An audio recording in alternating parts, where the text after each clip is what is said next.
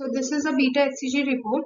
इसको पढ़ते कैसे हैं? बीटा एचसीजी आप कब करवाते हैं? जब आपके पीरियड्स, जैसे किसी पेशेंट के पीरियड्स मिस हो गए और पीरियड्स के 4 हफ्ते, फॉर एग्जाम्पल सितंबर में 20th को किसी के पीरियड्स आए थे, 20th अक्टूबर को पीरियड्स नहीं आए, the person has missed the periods, 2 हफ्ते ऊपर हो गए हैं जो हमारी डेट थी एक्सपेक्टेड, और उसके बाद सबसे पहला जो टेस्ट लिखा जाता है वो है बीटा एचसीजी टेस्ट, जिसको अगर यूरिन से करते हैं तो उसे यूपीटी टेस्ट कह देते हैं, which is urine pregnancy test, और जब वो सिरम या ब्लड से करते हैं तो उसको हम बीटा एचसीजी टेस्ट कहते हैं।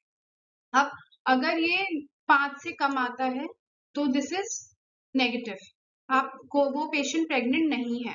अगर ये 5 से ऊपर आ रहा है, जैसे इस पेशेंट की वैल्यू 710 थी, तो ये पेशेंट प्रेग्नेंट है।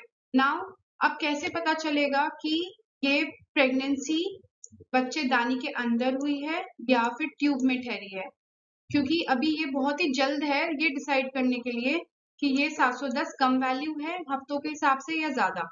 तो डेफिनेटली इसके लिए हमें अल्ट्रासाउंड करवाना पड़ेगा, ये देखने के लिए कि प्रेगनेंसी कहीं यहाँ पे तो नहीं ठहरी हुई है।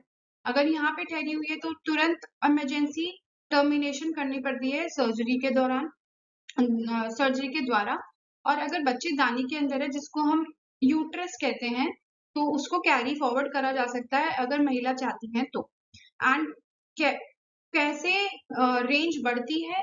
हर 48 घंटे में, लाइक एवरी 48 आवर्स डबल हो जाता है। मान लीजिए आज 700 है, 2 दिन बाद दोबारा जब अगर सैंपल लेंगे तो ये 1400 के करीब होना चाहिए। कोई स्ट्रिक्ट रूल नहीं है, पर 1400 के आसपास होता है तो प्रेगनेंसी अच्छे तरीके से बढ़ रही है। मान लीजिए आज 710 है और 48 घंटे बाद 600 हो जाए या फिर 800 ही रह जाए, तो हम एक्टॉपिक सोचेंगे। एक्टॉपिक मतलब बच्चेदानी के अंदर ना बढ़ के ट्यूब के अंदर या फिर ओवरी के अंदर प्रेगनेंसी रुक गई है। So this is how we read a beta HCG report.